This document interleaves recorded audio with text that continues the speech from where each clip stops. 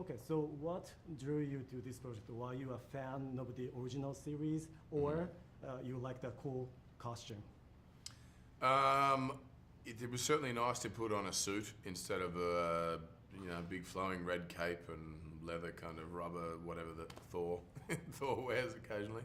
I wanted to do something contemporary and modern and sort of fast paced and this sort of fit the bill. And plus, I love the original films. I love what Tommy and Will Smith had built, and this was a continuation of that. It was an opportunity to broaden the sort of geography of where that was based. That was all urban landscape, New York, whereas this was set in New York, and New York, London, Italy, Morocco, and huge amount of action and fun and humour. And for me, that's why I go to the cinema. That's why I think the vast majority of people go to the cinema. And so this sort of ticked all of those boxes, and it was a pretty immediate decision to jump in. Even though they dress exact the same way, each has a different character. So how do you describe your character as? He definitely has a sort of reckless nature and quality to him. He's sort of fair share of ego and confidence and charisma that or sort of entitlement for his position within the agency. He thinks he sort of earned his stripes, which is can be potentially his downfall at times. But I don't know, there was a sort of wit and a charm in the script that I thought would be fun to play with and very different to what I'd done before. Mm-hmm. And the biggest difference from the original series is you have the woman in black. And so how does this dynamic work this time? I mean, for me, whether I'm acting with a man or a woman, it doesn't really sort of matter.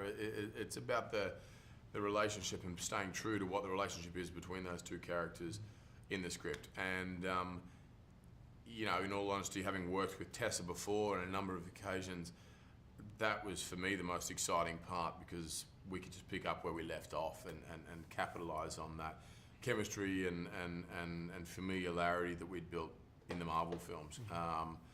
And we had a hell of a time doing it. It was so much fun. This was very different to what our characters had done in the Marvel films, but obviously there's the two of us there kind of acknowledging and being aware of what we had done, and it was great, because you chew up so much real estate in the film going experience or time frame, getting to know each other. So it was nice not to have to do that. It's the one signature device is the device that you can erase the memory. So if you had the device, and if you can erase any memory from people around you, what kind of memory do you want to erase, and who do you want to erase? There's a few sort of things on YouTube and whatever of me dancing or giving pretty terrible performances or interviews that I'd like to kind of wipe from the existence of the universe. But that's a pretty big neuralization, isn't it? It's everywhere. Everyone on the planet would have to look at it. I'd probably wipe my own memory from a few experiences that I'd care to forget. A few tragic auditions and But that made you, so yeah. That's right. It's all been part of the journey, and here we are. Yeah. So. Thank you very much for your time. Thanks, buddy. Thank you.